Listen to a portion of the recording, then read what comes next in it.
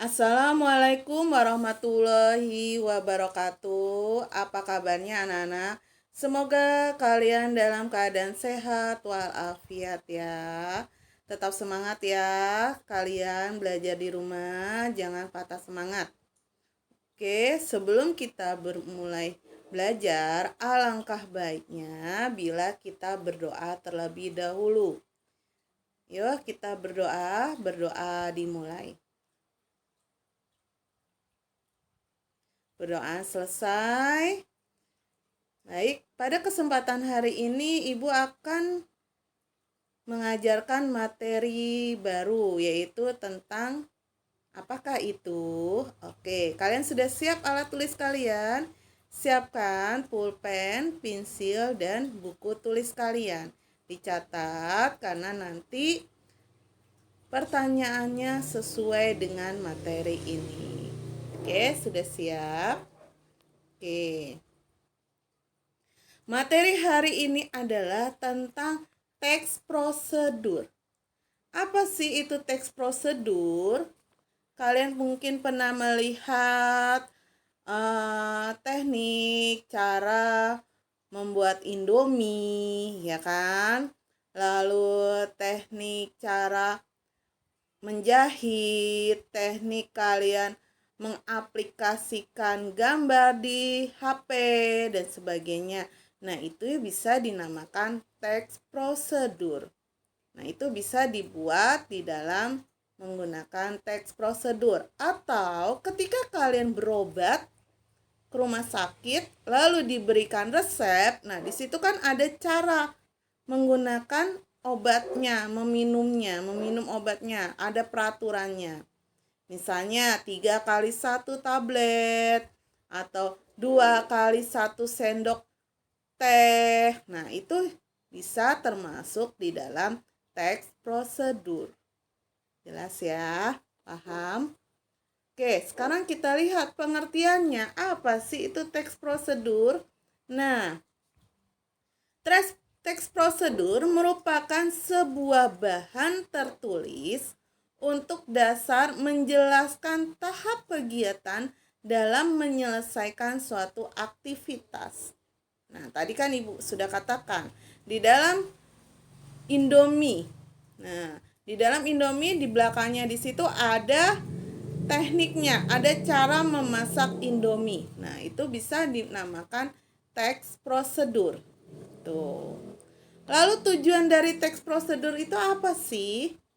Nah, adalah menjelaskan bagaimana kegiatannya yang harus dilakukan agar pembaca secara tepat dan akurat mengikuti sebuah proses, membuat sesuatu, melakukan sesuatu pekerjaan, atau menggunakan suatu alat. Nah, seperti itu. Atau kalian membeli HP. Ketika beli HP di situ ada petunjuknya.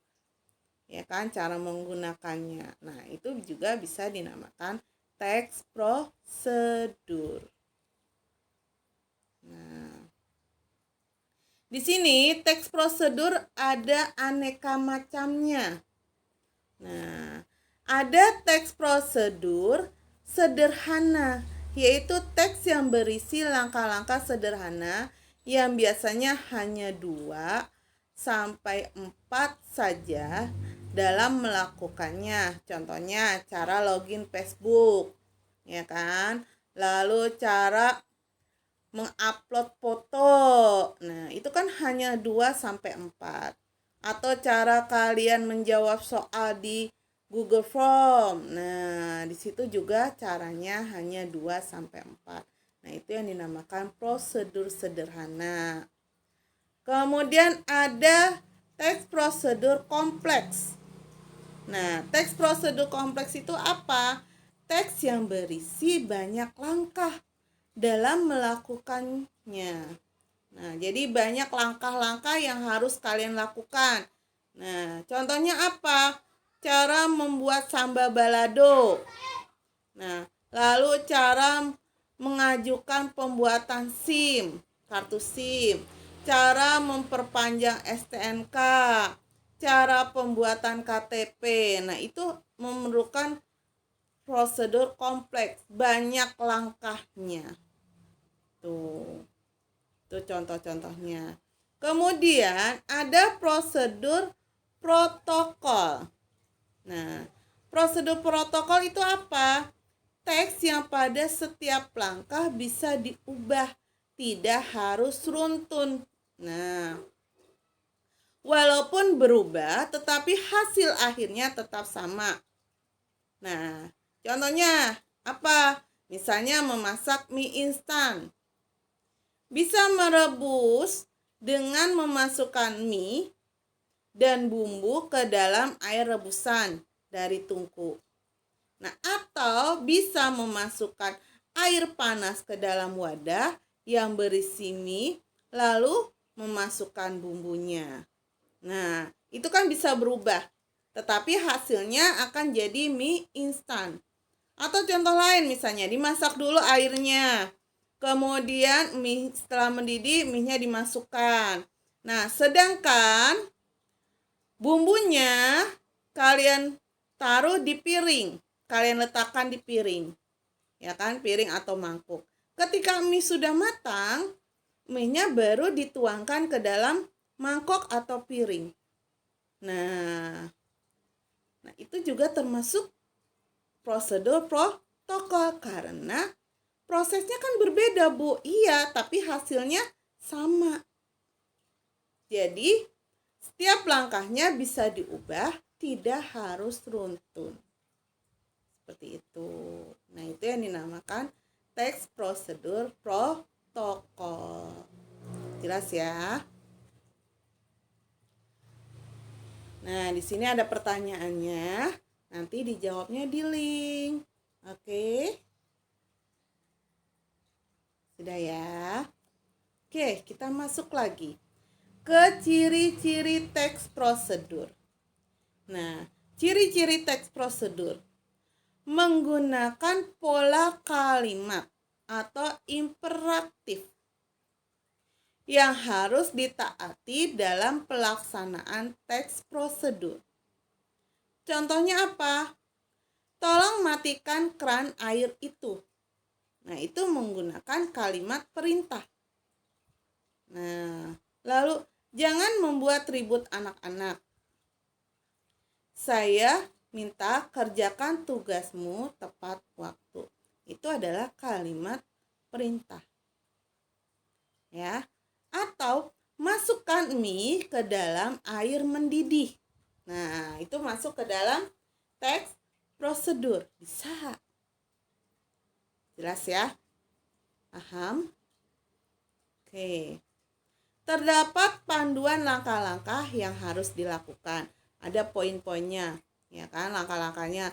1, misalnya kalian membuat sambal, ya kan? Pertama, cabenya kalian bersihkan, kalian cuci, ya kan? Cabai, bawang, dan tomatnya. Kemudian air kalian didihkan. Ketika air mendidih, cabai, bawang, dan tomat kalian rebus. Ya kan, beberapa menit. Itu langkah ketiga. Langkah keempat, ketika bawang dan cabai sudah mulai masak, ya kan? Kalian angkat, lalu kalian letakkan di tempat ulekan. Kemudian kalian ulek. Nah, nomor 5-nya diuleklah cabai, bawang, tomat yang sudah kalian rebus. Nah, diulek sampai halus. Nah, itulah yang dinamakan langkah-langkah. Jadi ada poin 1, 2, 3, 4. Ya, jelas? Lalu, menggunakan kata kerja aktif. Nah, kata kerja aktif apa?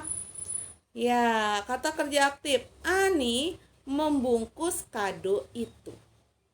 Nah, ibu menggoreng ikan mas. Nah, kalau kata kerja aktif bisa menjadi pasif. Kado itu dibungkus oleh Ani. Ikan mas digoreng oleh ibu. Nah, itu bisa. Selanjutnya, menggunakan kata penghubung atau konjungsi untuk mengurutkan kegiatan. Misalnya, contohnya apa? Basahilah tangan hingga pegelangan dengan air yang mengalir. Kemudian, tuangkan sabun ke telapak tangan 2-3 tetes. Nah, kemudian itu merupakan urutan kegiatan. Setelah kalian basahi tangan kalian, nah dilanjutkan ada kata kemudian tuangkan sabun ke telapak tangan. Nah, itu berarti ada proses selanjutnya. Jadi kata penghubung itu adalah untuk membentuk kalimat selanjutnya, menambahkan. Bisa kemudian, setelah itu, lalu, ya kan? Itu bisa digunakan.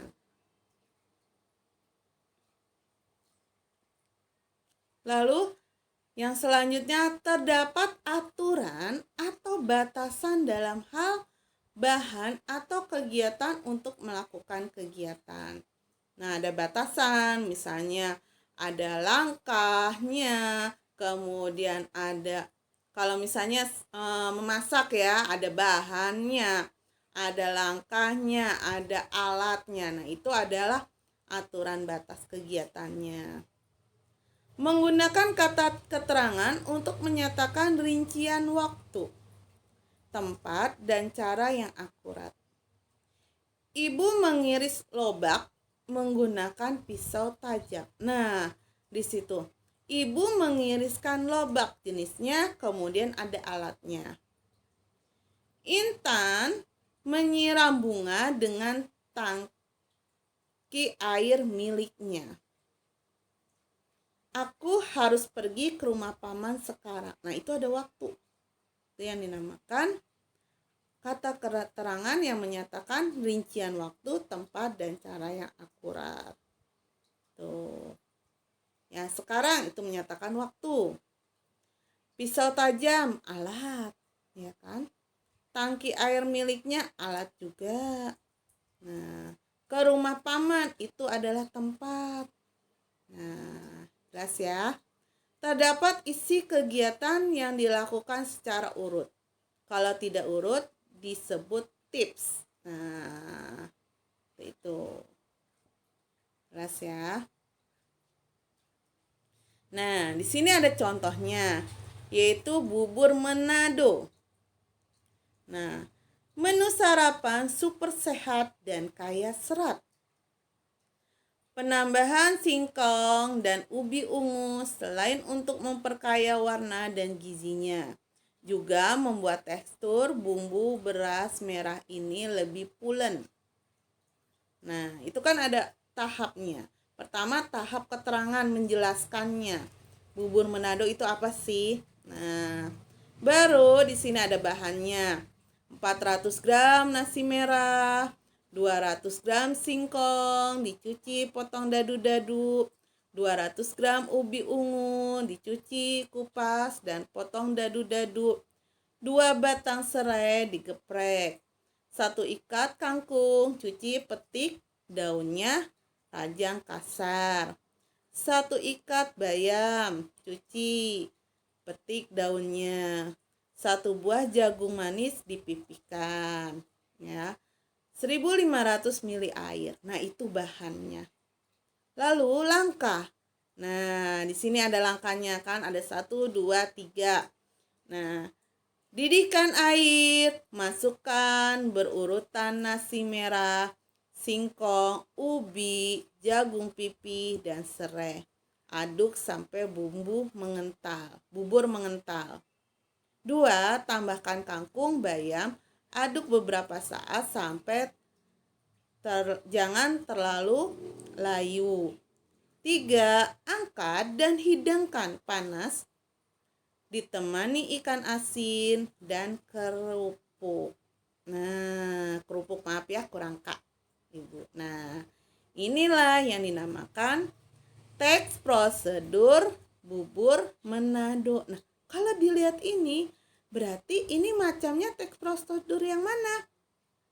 Iya, betul. Poin 1 yaitu teks prosedur yang sederhana. Kenapa? Karena langkahnya hanya sampai 3 ya. Oke, jelas. Selanjutnya ada pertanyaannya nih. Ya. Oke.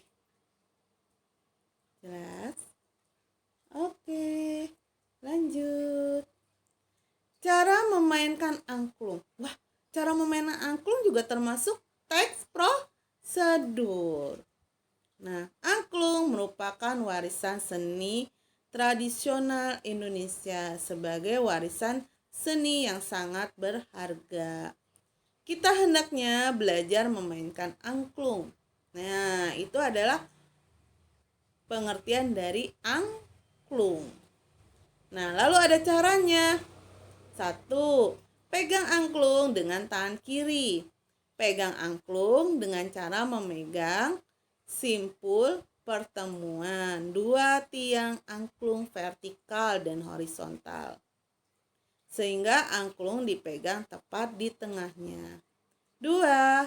Pegang dengan genggaman tangan dan telapak tangan menghadap ke atas ataupun ke bawah. 3. Posisikan angklung yang dipegang tegak dan sejajar dengan tubuh. Jarak angklung dari tubuh sebaiknya cukup jauh agar angklung dapat digetarkan dengan baik dan maksimal. Pegang ujung tabung dasar angklung dengan tangan kanan yang digerakkan dengan gerakan ke kiri dan ke kanan. Dengan posisi angklung tetap tegak, tidak miring, agar suara angklung rata dan nyata. 5. Sewaktu angklung digetarkan, sebaiknya dilakukan dengan frekuensi getaran yang cukup sering sehingga suara angklung lebih halus dan rata. 6. Mainkan angklung sambil berdiri agar hasil permainan lebih baik. Nah, selamat berlatih untuk melestarikan budaya kita.